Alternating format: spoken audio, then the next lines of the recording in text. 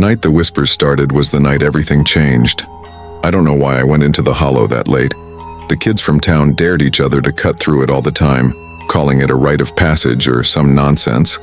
But for me, the hollow was just wrong. The air hung thick and heavy. The trees seemed to arch in like watching eyes, and the deeper you went, the quieter everything got. It was as if the woods themselves were swallowing sound. I hated that place, but after that argument with Hannah, I just needed to clear my head. The tension had been building for weeks, our words snapping and slicing at each other until that night, when it all burst. I left her standing there, her eyes brimming with tears, and stormed out into the dark. It must have been midnight when I found myself at the edge of Blackwood Hollow. The tangled branches wove together above me, blotting out the moonlight. Even my flashlight couldn't cut through the thick darkness, but I pushed forward. Each step crackled through the dead leaves, and the silence felt unnatural. No crickets, no rustling, just nothing. Then, I heard it. At first, it was barely a whisper, a breath that seemed to skitter just behind me. "Come, closer." I whipped around, my flashlight sweeping the trees. But there was nothing, just the swaying branches, their shadows stretching like skeletal fingers. I laughed nervously, chalking it up to the wind. But even as I forced myself forward, I couldn't shake the feeling of something watching me. I tried to keep my mind busy, going over the argument with Hannah, rehearsing apologies, letting the anger simmer down. I was about to turn back when the voice came again, closer this time. "Leave, or stay forever." I stopped dead, my heart thudding against my ribs. That voice wasn't the wind. I spun around again, my light dancing off the trees. The beam landed on something glistening, something wet and dark smeared across the trunk of an old oak. It looked like blood, fresh, dripping down the bark in thin, viscous rivulets. My stomach twisted. Turn back, I thought, but my feet didn't move.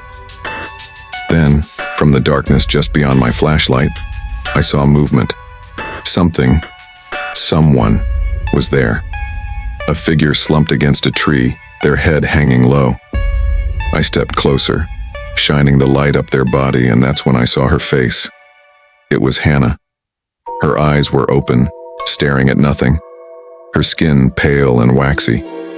A gash ran across her throat, a jagged, raw wound that glistened in the dim light. My heart stopped, disbelief crashing over me. She couldn't be here. She was supposed to be at home. "Hannah?" My voice cracked, barely a whisper. Her head snapped up, her eyes locking onto mine, wide and blank. And then, she smiled. A twisted, unnatural smile that stretched too far, her teeth glistening in the beam of my flashlight. "Come closer," she rasped, her voice layered with that same whisper I'd heard before. I stumbled back, tripping over roots, my flashlight slipping from my hands. The light spun wildly, casting shadows that seemed to reach out, clawing at my ankles. I scrambled to my feet, my pulse pounding in my ears, my body moving before my mind could catch up. And then, her footsteps. They were slow, dragging, like she was pulling herself toward me, inch by inch, her head twitching at odd angles. I forced myself to run, but every few steps I would hear her closer and closer, that awful scraping sound like nails on a chalkboard. I finally burst out of the hollow, panting, my hands shaking so hard I could barely keep my grip on my phone as I called the police.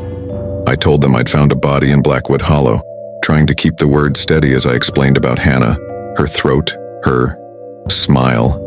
They told me to stay where I was, that they were on their way.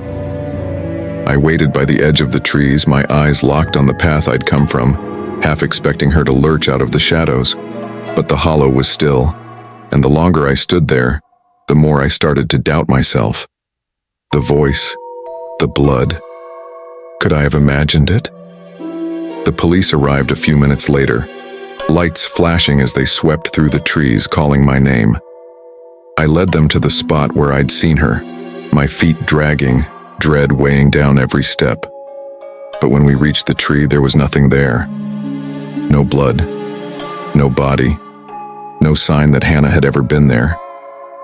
They questioned me for what felt like hours, but I could tell they didn't believe me.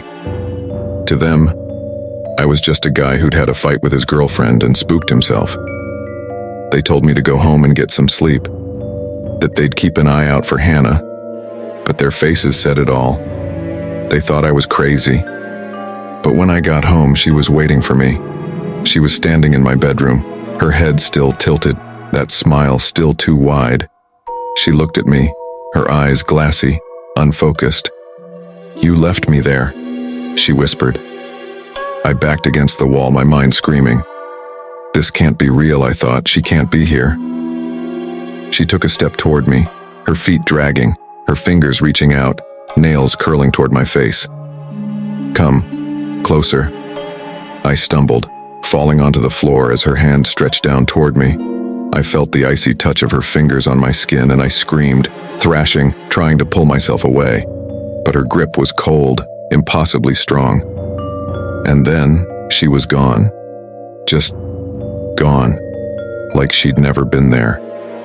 My bedroom was empty, the air still, and I was alone.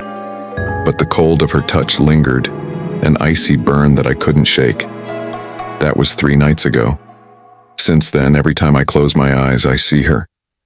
Her face is always twisted into that awful smile, her mouth moving, whispering those words over and over again. "Come closer."